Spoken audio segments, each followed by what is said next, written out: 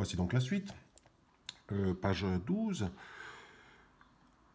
Cette page est consacrée vraiment à distinguer ce qu'on appelle une formule brute d'une formule semi-développée et d'une formule développée. Alors, une formule brute est l'écriture donc la plus compacte que vous pouvez trouver pour une substance. Elle ne donne quasiment aucune information, mis à part une sorte d'inventaire des atomes composant cette substance. Je prends le cas de l'éthanol ici, un C2H6O. Cette substance contient 2 carbones, 6 hydrogènes, 1 oxygène. Autre cas de figure, acétate de sodium, NaC2H3O2. Cette substance contient un sodium, 2 carbones, 3 hydrogènes, 2 oxygènes. Alors, normalement, les formules brutes respectent l'ordre alphabétique pour leur description. Maintenant, il y a des exceptions. Si c'est un acide, ça commence par un H, ou les H acides. Et puis aussi, il est de coutume de commencer par le métal, par un métal, quoique vous pourriez trouver des fois des formules brutes ne commençant pas par le métal. Mais voilà, c'est pas souvent une erreur de réarranger bizarrement les atomes. Il faut simplement vous dire ici que c'est un inventaire d'atomes. Nombre, on indique les nombres, enfin les types d'atomes et les nombres d'atomes de la substance.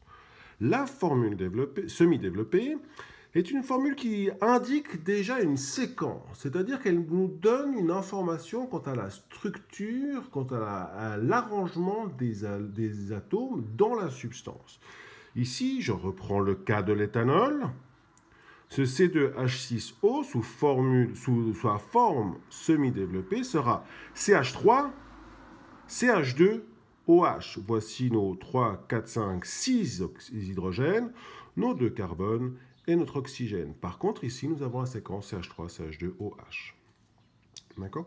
Maintenant, ici, l'acétate de sodium, sous la forme semi-développée, nous la retrouverons CH3, COONA. Pourquoi les deux OO ? Je vais vous montrer tout de suite.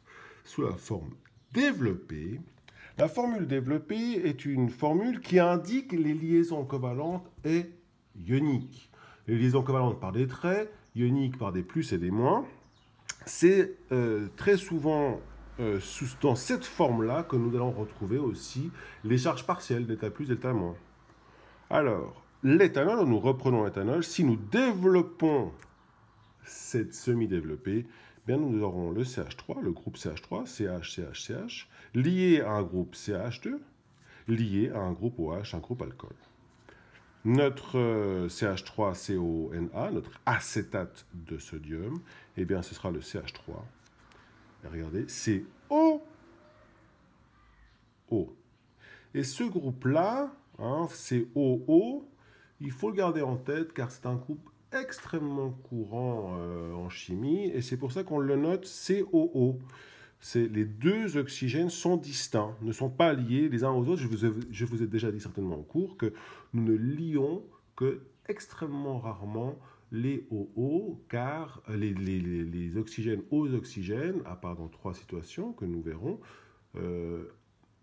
car ce ne sont pas des molécules que nous rencontrons dans la nature régulièrement. Les peroxydes sont des molécules assez instables.